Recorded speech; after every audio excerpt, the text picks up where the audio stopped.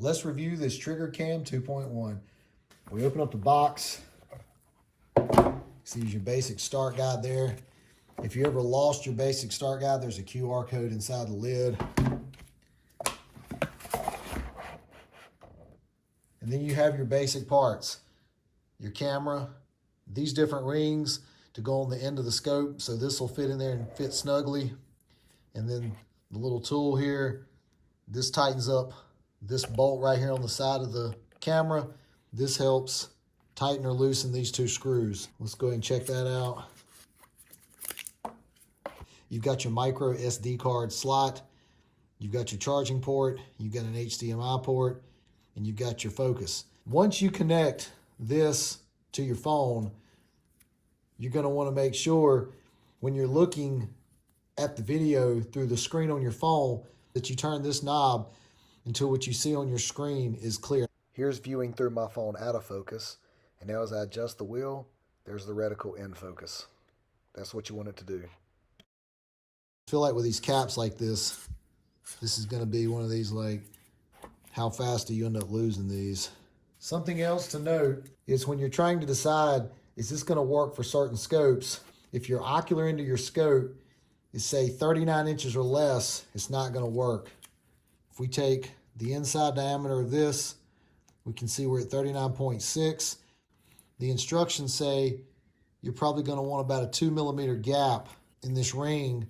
So if we have a little gap in there, plus the reading, so now we're borderline 40 millimeters. You might be able to get by with 40 millimeters, but if it's 39 millimeters or less, it's probably not going to work. Let's get it set up on the back end of a scope and go through that process. It's really simple. All right, for this scope, it's going to take this ring. You want to make sure that this little flange on the ring is facing towards the muzzle end. So we're simply just going to slide this on like that. Take the TriggerCam, slide it on till it bottoms out. Put the multi-tool into the bolt, tighten it down. All right, so you're going to want to download the TriggerCam 2.1 app. Go to your phone's Bluetooth settings, make sure Bluetooth is turned on.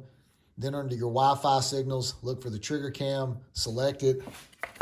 There's the password right there. 1, 2, 3, 4, 5, 6, 7, 8, 9, 0. So you're into that password. Now you're connected. So once it connects, you should be able to see what you're seeing through your scope when this is on the back end of it. And you should be able to see that on the screen of your phone. After using this a little bit in the field, I think it's a neat camera. As far as overall practical application, I'm mixed on how I feel about that. If you want to capture the view through the scope in a hunting environment, or the way you have targets set up on a range or the reticle, then this works really well.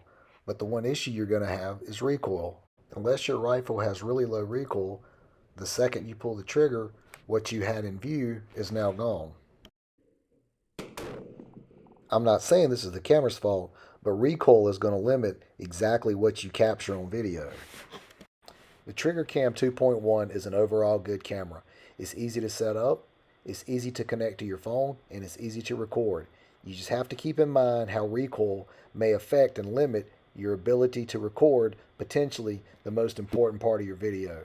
Okay, thank you for watching. Have a good day.